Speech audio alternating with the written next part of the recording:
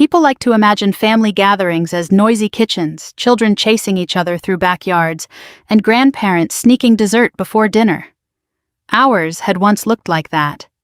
Years ago, before life carried everyone in different directions, and before silence became easier than honesty. Dad's 72nd birthday was supposed to change that. Emily had insisted on bringing everyone together at Longhorn Junction, an old steakhouse just outside Waco that doubled as a country bar every Friday night. It smelled of grilled ribeyes, oak smoke butter, and spilled beer. Country music drifted lazily through the room while televisions over the bar replayed college football highlights from seasons long gone. I arrived 10 minutes early. Old habit. Military timing never really leaves you. I parked my dusty gray pickup beside a row of polished luxury SUVs that belonged to people who cared more about appearances than mileage. My reflection stared back from the truck window. Brown leather boots, dark jeans, a navy button-down shirt. No jewelry except the simple silver watch I'd worn for years. No medals, no insignia, nothing that hinted at the life I'd lived. That was intentional. Inside, Emily spotted me first. "There she is," she called, giving me a quick hug before immediately looking past me. "You came alone." I did. "No boyfriend yet." I smiled politely. "No." She gave me the same sympathetic look she'd perfected years earlier. "You work too much." Maybe. Or maybe I'd simply learned that peace was quieter than explaining myself. Dad was already seated at the long table. His white hair had thinned since I'd seen him last at Christmas, but his shoulders still carried that familiar police officer posture. He stood and hugged me. "Good to see you, kid." "You too, Dad." It wasn't a long embrace. It never had been.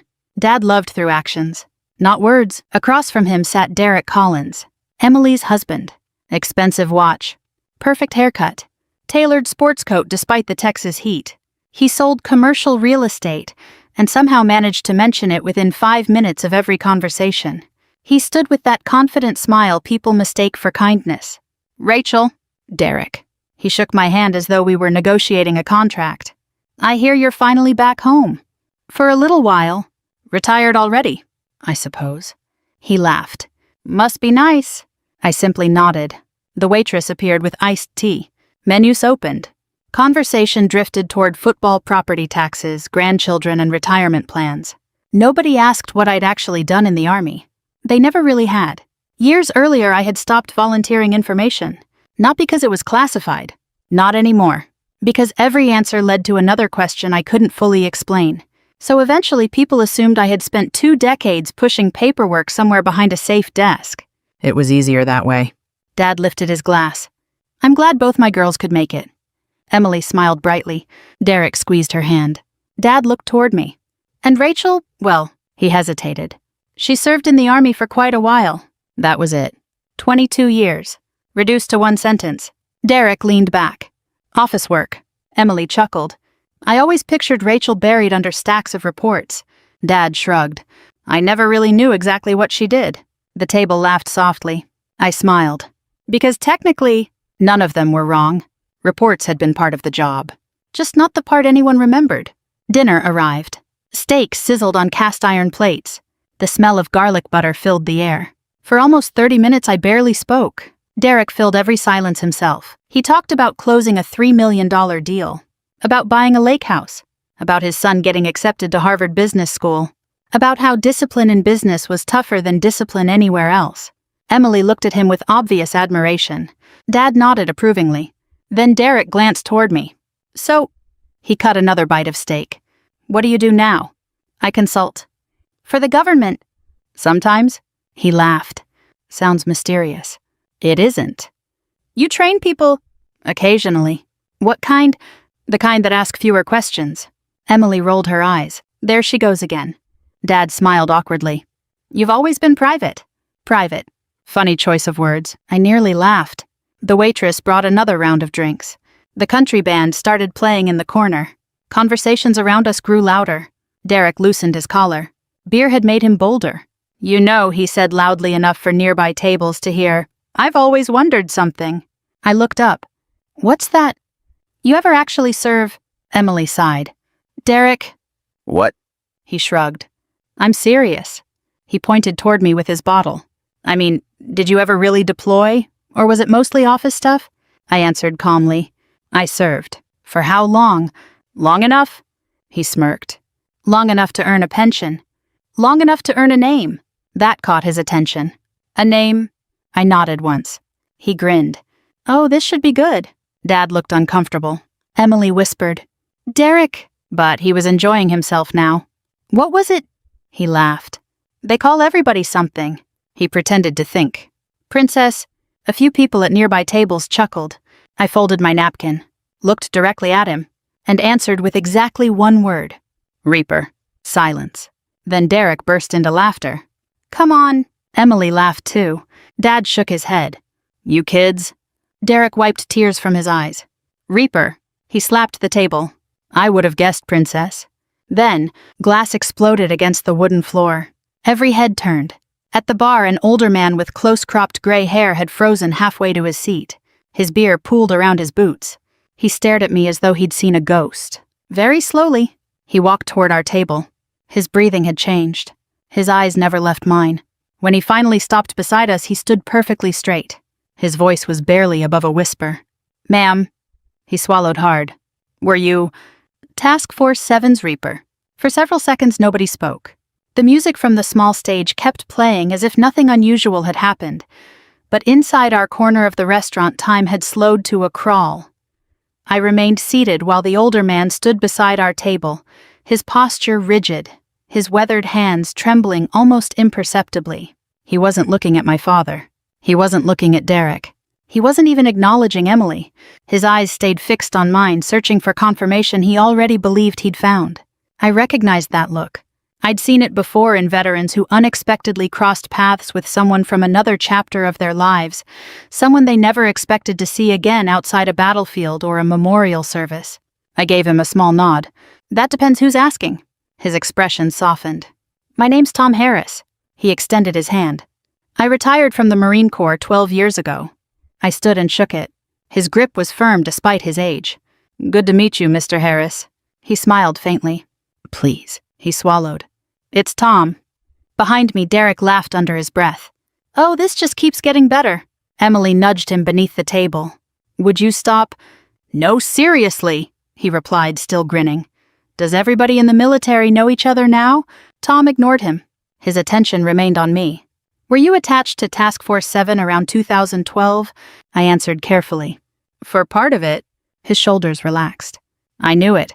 He exhaled a breath that sounded as though he'd been holding it for more than a decade. My God, Dad looked from Tom to me. Rachel. You know this gentleman. I don't think we've ever met, I answered honestly. Tom nodded. We never did. His voice carried an odd mixture of admiration and disbelief. But I knew your call sign. Derek leaned back in his chair. Callsign, he chuckled. Sounds like a movie. Nobody laughed with him. Tom slowly turned toward Derek for the first time. You think this is funny? Derek shrugged. I think it's interesting. Tom's eyes narrowed. No, you think she's making it up? Derek lifted both hands. I didn't say that. You didn't have to. The air around the table changed. Even the waitress approaching with another basket of rolls sensed something unusual and quietly turned away before reaching us. Dad finally broke the silence. What exactly is going on? Tom looked at me. If you'd rather I leave? You don't have to. I knew where this conversation was heading. And maybe it was finally time to stop letting everyone believe the easiest version of my life. Tom nodded once. When I was a gunnery sergeant, he began, our unit occasionally worked alongside Army personnel. Derek interrupted. So she was Army support. Tom didn't even glance toward him. Not exactly. He continued speaking to my father. There are people you remember because you served beside them. He paused. And then there are people you remember because someone says their name over the radio, and everybody suddenly breathes easier. Emily frowned. What does that mean? Tom smiled sadly. It means help is coming. Nobody spoke. He looked back at me. I never met Reaper. He emphasized the call sign with quiet respect. But every Marine in Western Afghanistan knew that name. Derek snorted. Oh, come on. Tom slowly faced him again. Son. There wasn't anger in his voice. Only disappointment. You've never heard that name because people like her never wrote books about themselves. Derek crossed his arms. So what was she? Tom answered without hesitation. Someone you prayed would be on your side. A strange silence settled over the table. I reached for my iced tea. The ice cubes clinked softly against the glass. Dad watched me with growing confusion. "You never told us any of this." "I never tried." "You never denied it either," he replied. "No." He rubbed the back of his neck. "I guess." He stopped himself. "I just assumed." I smiled gently. "I know." That admission seemed to bother him more than anything Tom had said. Across the room, another veteran wearing a Vietnam cap glanced toward us after hearing fragments of the conversation. He recognized Tom and gave him a nod. Tom nodded back before returning his attention to our table.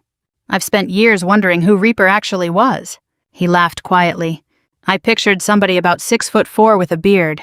Emily couldn't help smiling. "I think everybody just did." Tom looked at me. "You always kept your face hidden in the reports." I raised an eyebrow.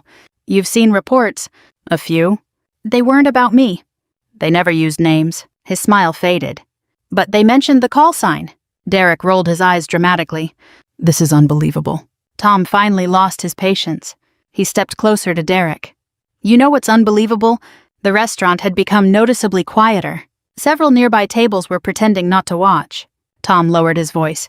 "That you've spent years sitting across from someone like her and never bothered asking who she really was." Derek scoffed. I asked. "No." Tom shook his head. "You asked questions." "There's a difference." Emily looked at her husband, then at me. "When you said you consulted for the government," I nodded. "I wasn't lying." Dad leaned forward. "So what exactly did you do?" I hesitated. Years of habit don't disappear overnight. Some stories belong to people who never came home.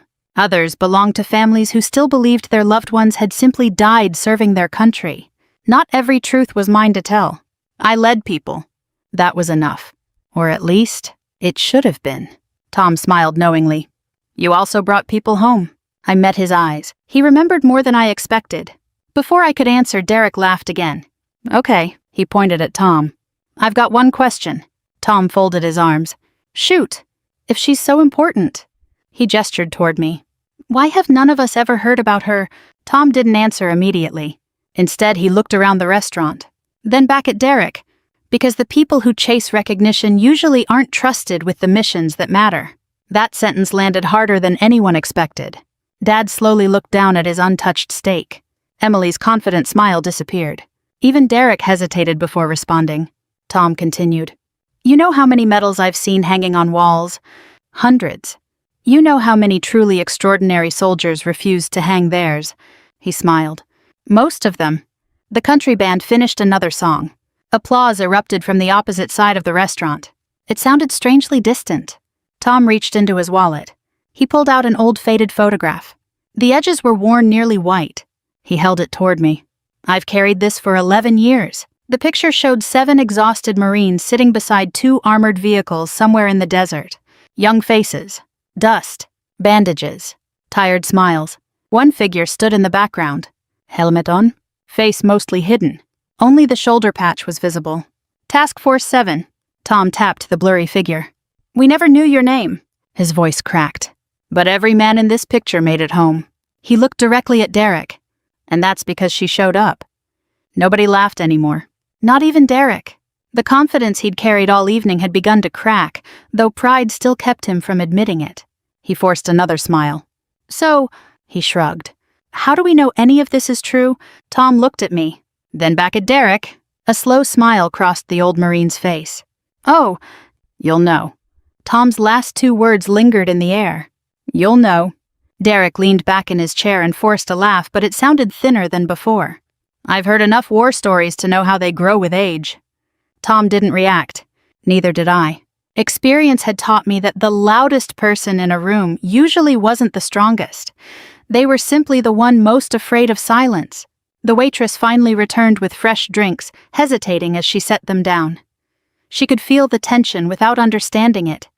The rest of the restaurant had resumed talking, but our corner remained strangely quiet, as though an invisible line separated us from everyone else. Dad cleared his throat. "So, what exactly is Task Force 7? I looked at Tom. He understood the question wasn't really for him. "It's just a unit I was assigned to for a while," I answered. Dad frowned. "I've never heard of it." "You weren't supposed to." That answer only deepened the crease between his eyebrows. For years he had accepted the simple version of my military career because it fit comfortably into his understanding of the world. His oldest daughter had married well. His younger daughter had spent years in uniform doing something. That something had never seemed important enough to ask about. Now, for the first time, I could see him wondering whether he'd spent 2 decades misunderstanding his own child. Derek wasn't interested in quiet reflection. He hated losing control of a conversation. So let me get this straight. He pointed toward me with his beer bottle. You expect us to believe you were some kind of secret operator? I didn't ask you to believe anything. You certainly aren't denying it. I don't need to. He chuckled. Convenient. Emily touched his arm. Derek, no. He shook his head. I've got questions. Tom folded his weathered hands together. So ask. Derek looked directly at me. Did you ever actually fire a weapon? I answered honestly. Yes. In combat? Yes. How many times? I held his gaze. I stopped counting. The confidence in his smile faded for just a fraction of a second. He recovered quickly. Everybody says that, I suppose. So where? I'm not discussing operations. There it is. He looked triumphantly toward Dad. See, that's the perfect excuse. Tom let out a slow breath. You really don't know when to stop. Derek shrugged. I don't like fairy tales. Tom stepped closer. I don't either. The old Marine's voice remained calm, but there was steel beneath every word. You know what I remember? Derek folded his arms. What? I remember hearing one call sign over the radio during the worst night of my deployment. He looked past Derek as though seeing another place entirely. It was just after midnight. The weather was awful. We'd been pinned down for hours. No air support. No way out. The restaurant around us slowly faded into the background as Tom spoke. Even Emily leaned forward. Tom wasn't telling a story for entertainment. He was remembering. I had 19 Marines with me. He rubbed the scar running across his left wrist. 3 couldn't walk. 2 were bleeding badly. We'd already lost communication twice. His eyes became distant. I remember thinking, this is where we're going to die. Nobody interrupted him. I heard our radio operator suddenly sit up. Tom smiled faintly. He wasn't smiling because help had arrived. He smiled because he heard a single word. He looked directly at Dad. Reaper. Dad swallowed. Tom continued. Nobody cheered. Nobody celebrated. We simply started breathing again. A chill traveled through my spine. I'd spent years trying to leave those memories behind. Some never stayed buried. Tom kept talking. We didn't know who Reaper was. We didn't know if Reaper was a man or a woman. We only knew that if headquarters said Reaper was coming, someone had decided we were worth saving. Silence settled over the table again. The clinking dishes from nearby tables suddenly sounded impossibly loud. Emily looked at me. Rachel, were you there? I answered carefully. I've been in places that sounded similar. Tom smiled. That's about as much confirmation as you'll ever get.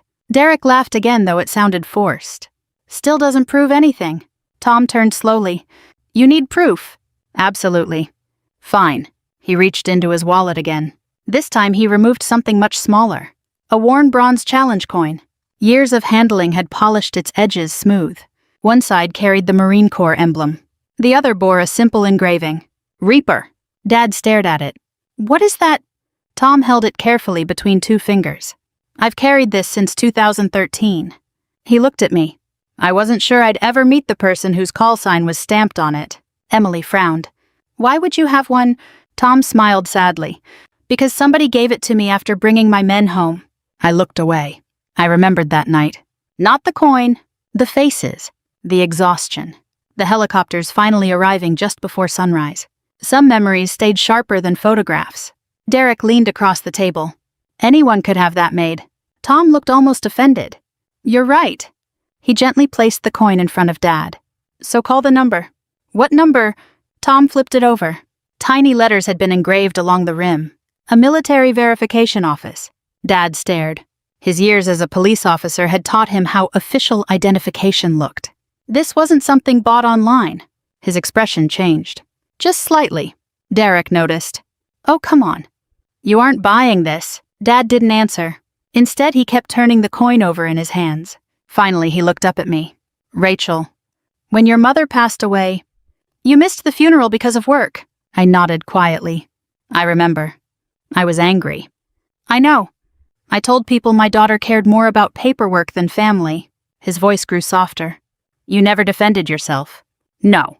Why? Because I couldn't. Because I had been halfway around the world trying to keep another family from receiving the same phone call ours had received. But I couldn't tell him that then. So I simply answered. You needed someone to blame. His eyes filled with regret. I blamed the wrong person. Across the table, Emily looked stunned. She had never heard Dad admit being wrong. Not once. Derek shifted uncomfortably. For the first time all evening, he wasn't speaking. Tom finally broke the silence. You know what impressed me most about Reaper? Nobody answered. It wasn't courage. It wasn't skill. He looked directly at me. It was that after every operation, she always asked for the names of the people who didn't make it. He paused. She never wanted statistics.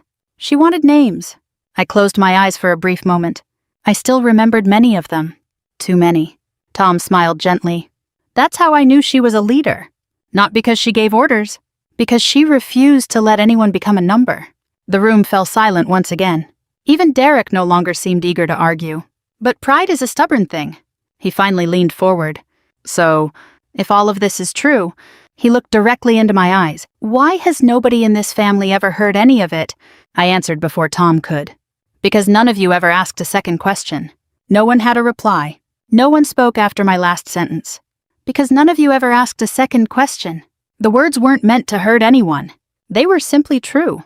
Dad lowered his eyes to the challenge coin resting beside his plate. His fingers traced the worn edge as though he hoped it would somehow explain the daughter he'd spent most of his life believing he understood. The birthday dinner no longer felt like a celebration. It felt like a trial where no one had expected the evidence to point back at themselves. The band started another country song, but it sounded distant beneath the quiet hanging over our table. Tom finally looked at me.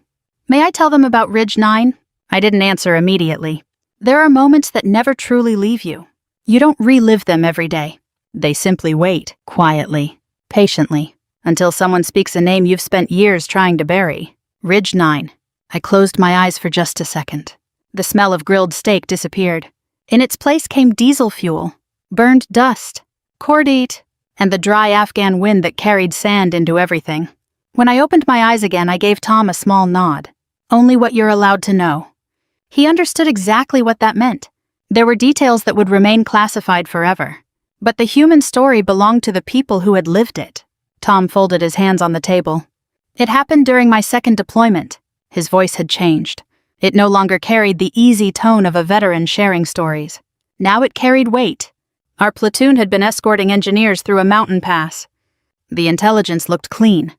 It wasn't. He paused. We drove straight into an ambush. Emily covered her mouth. Dad listened without moving. Even Derek leaned forward despite himself. The first explosion flipped our lead vehicle. The second trapped the convoy. We were pinned against a ridge. Tom stared through the restaurant wall as though he could still see the mountains. We couldn't move forward. We couldn't go back. Our communications kept cutting out. He looked toward me. Headquarters finally said one sentence. Hold your position. That's all. He smiled bitterly. Easy words to say when you're not the one taking fire. I remembered that transmission. I remembered reading the coordinates while staring at a satellite map covered in blinking markers. We had less than 30 minutes before daylight. Less than 30 minutes before the enemy would completely surround them. Tom continued. We had wounded everywhere. Our medic had already used nearly everything he carried. I honestly believed we'd never leave that valley. He looked at Dad. Then somebody radioed, Reaper is inbound. Dad frowned. What did that mean? Tom answered without hesitation. It meant someone had volunteered to come. He looked at me again.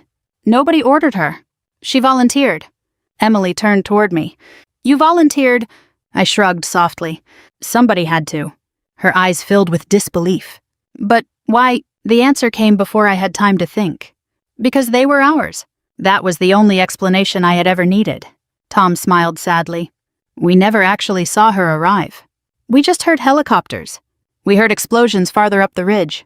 Then everything changed. He reached for his glass of water. His hand shook slightly.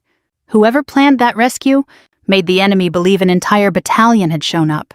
I looked down at the table. It hadn't been a battalion. It had been 12 exhausted soldiers who were just as frightened as everyone else. Fear doesn't disappear because you wear a uniform. You simply learn how to keep walking while carrying it. Tom continued. When daylight finally came, the road out was open. He swallowed. I'll never forget seeing one army officer walking back toward the helicopters. Emily whispered. You. I nodded once. Tom smiled. She wasn't celebrating. She wasn't smiling. The first thing she asked me was, he looked directly at me. How many didn't make it? His voice cracked. I told her 4. She asked for every one of their names. Nobody moved. Tom rubbed his eyes. I thought she wanted them for paperwork. He looked at Dad. I found out later she wrote letters. Dad blinked. What kind of letters? I answered quietly. To their families. Emily stared at me. You wrote to families you didn't even know? I tried. Why? Because official notifications tell people how someone died. I paused. They rarely tell them who their loved one really was. The memory settled heavily over the table. I still remembered sitting beneath a dim light inside a temporary operations building writing until sunrise. Not reports, letters. Trying to describe courage without sounding rehearsed. Trying to tell mothers that their sons hadn't died alone. Trying to find words that were never enough. Dad slowly shook his head. I had no idea. I know. His voice grew quieter. When your mother got sick, I complained that you never called enough. I met his eyes. I called every chance I had. I know that now. He swallowed hard. I just didn't know where you were. There was no accusation in his voice anymore. Only regret. Across the table, Derek suddenly spoke. So, everyone looked at him. His confidence had faded, but his pride hadn't completely disappeared. You saved Marines, Tom answered before I could. She saved Americans. Then he added something that made the entire table fall silent again. And she carried one of my men nearly 3 miles after he'd been shot twice. Dad stared. Emily's eyes widened. I sighed softly. It wasn't just me. Tom shook his head. The others couldn't carry him. You did. He outweighed you by 40 pounds. I smiled faintly. Adrenaline doesn't care about numbers. Tom laughed for the first time that evening. No, it doesn't. Derek looked genuinely confused now. If all this happened, why isn't there some movie about it? I almost smiled. Tom answered with a gentleness Derek didn't deserve. Because the best soldiers spend their lives protecting stories. They don't spend them selling stories. Silence settled once more. Then Dad did something he had never done before. He reached across the table. Not to shake my hand. Not to congratulate me. Simply to place his weathered hand over mine. I'm sorry. 2 simple words. Quiet. Unpolished. Entirely genuine. For a moment the years between us disappeared. I squeezed his hand. You don't have to apologize for not knowing. He looked directly into my eyes. Yes, I do. Because I should have asked. Dad's hand remained over mine for several long seconds. It wasn't a dramatic moment. There were no tears running down his face. No grand speeches. Just the rough hand of a retired police officer resting on the hand of the daughter he'd spent years misunderstanding. Sometimes that's all healing looks like. The waitress quietly cleared away our empty dinner plates, careful not to interrupt whatever was happening at our table.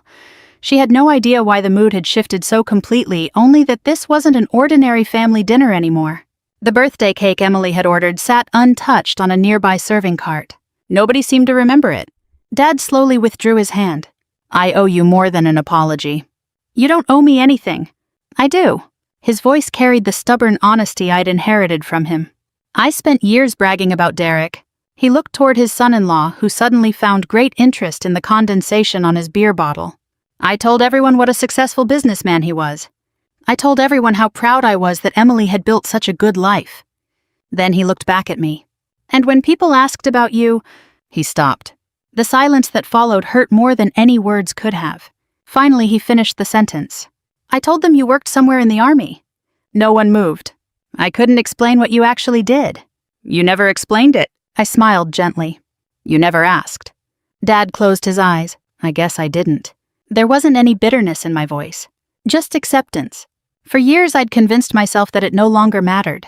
Yet hearing him admit it aloud uncovered something I'd buried long ago. As a little girl, I had wanted nothing more than to make my father proud. Not because he demanded perfection, but because he had always seemed larger than life.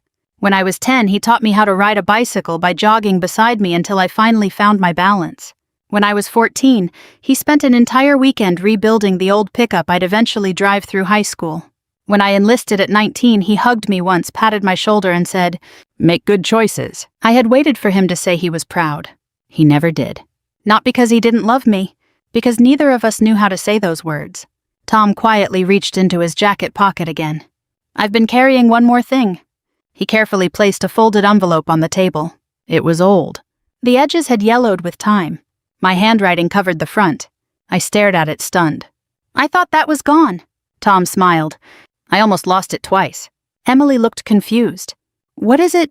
Tom unfolded the paper with remarkable care. "It's the letter she wrote after Ridge 9. Dad looked at me. "You kept writing to families." Tom shook his head. "No, this one wasn't for a family." He looked down at the page. "It was for us." He began reading.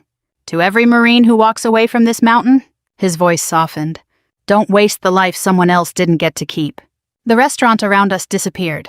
I remembered writing those words under a dim tactical light with dust still clinging to my boots. Tom continued. "Go home. Hold your wife longer than usual. Tell your children the stories that make them laugh. Visit your parents before you think you have time." The people we lost today would trade anything for one more ordinary afternoon. Tom stopped reading. His eyes glistened. "I've carried this letter for 11 years. He folded it again. "When I came home, I quit postponing life." He smiled toward a framed photograph in his wallet before opening it. My granddaughter. A little girl with missing front teeth grinned back from the picture. I would have missed all of this. He closed the wallet. If Reaper hadn't reached us. Emily quietly wiped away tears. Dad stared at me as though seeing me for the first time. Not as the quiet younger daughter. Not as the army officer. Simply as Rachel. The room remained silent until Derek finally spoke.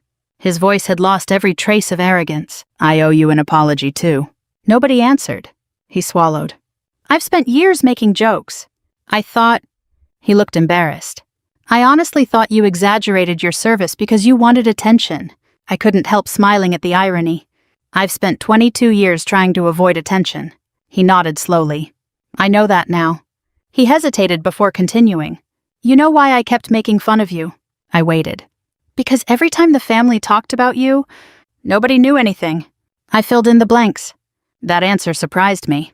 It wasn't cruel. It was simply honest. I nodded. "That's usually how misunderstandings begin." He looked down. I should have asked instead. "You should have." Another long silence settled over us. This one wasn't uncomfortable. It was thoughtful. Dad finally stood. Everyone looked at him. He picked up his glass. "I planned on giving a birthday toast." He smiled faintly. "But I think I owe someone else a few words instead." He turned toward me. "When Rachel was born, I promised myself I'd protect both my daughters." His voice trembled. "The truth is, one of them spent her entire adult life protecting people I'd never meet." He raised his glass. "And I never once thanked her." Emily stood. Then Tom. Slowly, everyone around the table rose to their feet. Even Derek. Dad looked directly into my eyes. "I'm proud of you." The words landed harder than any medal I'd ever received. Because I'd stopped expecting to hear them years ago. For a moment I couldn't answer. Not because I didn't know what to say. Because the little girl inside me, the one who'd waited outside Little League games hoping Dad would notice she'd hit the ball farther than the boys, finally heard the sentence she'd carried in her heart for more than 30 years. I smiled. "Thanks, Dad." He nodded once. "You earned that a long time ago." Tom quietly picked up the challenge coin from the table. He looked at me. "I think it belongs with you now." I gently pushed it back toward him. "No, you've carried it farther than I ever did." He smiled. "I'll keep it. For the next Marine who thinks heroes always look like the movies." Outside the restaurant windows, the Texas sky had turned deep orange as the sun settled beyond the fields. The birthday candles were finally lit. Not because anyone remembered the cake, because for the first time that evening, our family had something real to celebrate.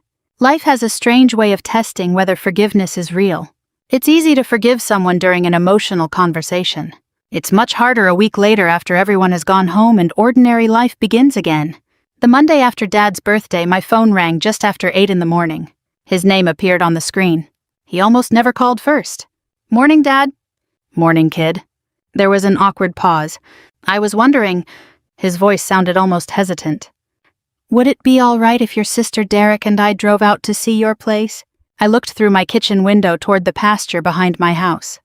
3 horses wandered lazily through the morning fog, while a pair of deer disappeared into a line of oak trees beyond the fence. Of course. You sure? I wouldn't have said yes if I wasn't. He laughed quietly. I suppose that's true. We'll be there around noon. I'll make lunch. When I ended the call, I stood quietly for a moment. For years, nobody in my family had shown much interest in where I lived. They knew I owned a place outside town, but I had never invited them over and they had never asked. Not out of resentment, simply because we'd all grown used to living separate lives. Perhaps that was finally changing. Around noon, I heard tires crunching over the gravel driveway. Dad climbed out first, followed by Emily and Derek. Dad stopped walking almost immediately. This, he slowly turned in a circle, is beautiful. The ranch wasn't extravagant. It wasn't the kind of property people bought to impress strangers. It was peaceful. Nearly 50 acres of rolling pasture, old oak trees, 2 horses, a restored red barn, and a modest white farmhouse with a wide front porch. The only sounds were birds, distant cattle, and the wind moving through the grass. Emily smiled. You never told us you lived somewhere like this. You never asked. She laughed softly. I deserved that. I hugged her. No. You deserved honesty. She hugged me tighter. We're working on that. Derek walked toward the barn. I figured you'd have some tiny apartment near a military base. I did. For a lot of years. He nodded. I guess I never imagined what came after. We spent the next hour walking around the property.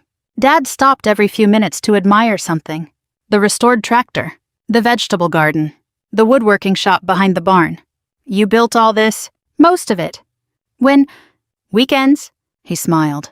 You always liked fixing things. I learned from someone.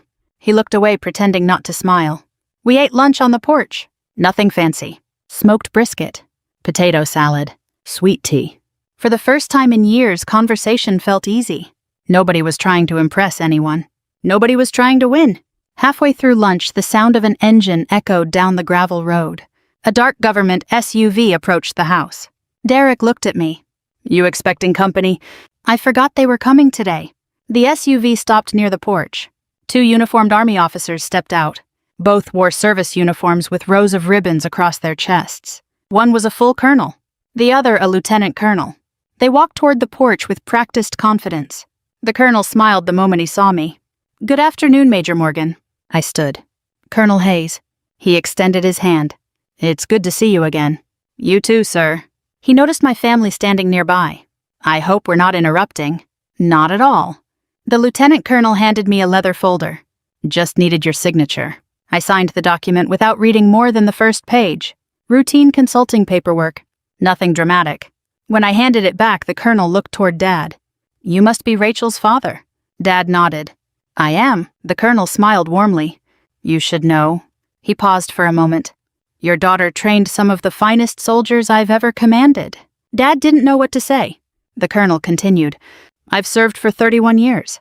I've met many exceptional officers. Very few earned the respect she did. Then something happened that completely caught my father off guard. The colonel stepped back, came to attention, and rendered a perfectly sharp military salute. So did the lieutenant colonel. Instinct took over. I returned the salute.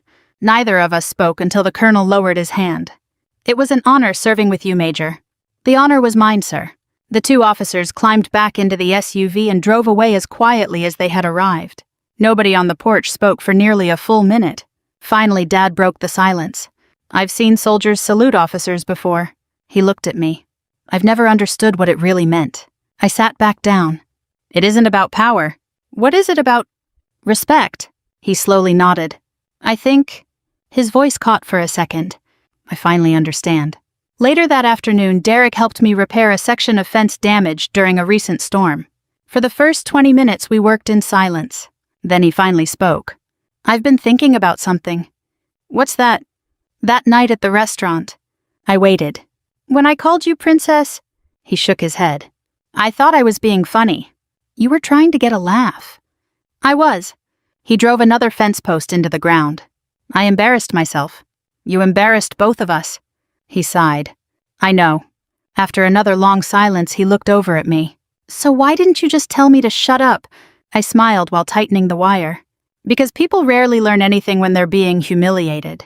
They learn when they're allowed to hear themselves. He laughed quietly. I definitely heard myself. I know. He extended his hand. No more jokes. I shook it. No more assumptions. As the sun began setting, Dad walked onto the porch carrying 2 glasses of iced tea. He handed one to me. We stood together watching the horses graze beneath the fading orange sky. You know, he said quietly, when you were little, you used to salute me every morning before school. I laughed. I remember. I always saluted back. You did. He smiled. I didn't realize one day I'd be the one most proud to return it. He slowly straightened his shoulders. Old habits from decades as a police officer returning without thought. Then with calm dignity, he raised his hand. A simple salute. Not because regulations required it. Not because cameras were watching. But because respect had finally replaced assumption. I returned it. Neither of us needed words. Some moments are too meaningful to interrupt. If this story reminded you that the quietest person in the room may be carrying the greatest burden or the greatest courage, I hope you'll share it with someone who needs that reminder today. I'd also love to know where you're watching from and whether you've ever discovered something surprising about someone you thought you knew. Your stories matter too. And if you enjoy heartfelt stories about family honor, second chances, and unexpected truths, don't forget to subscribe so you won't miss the next journey we share together.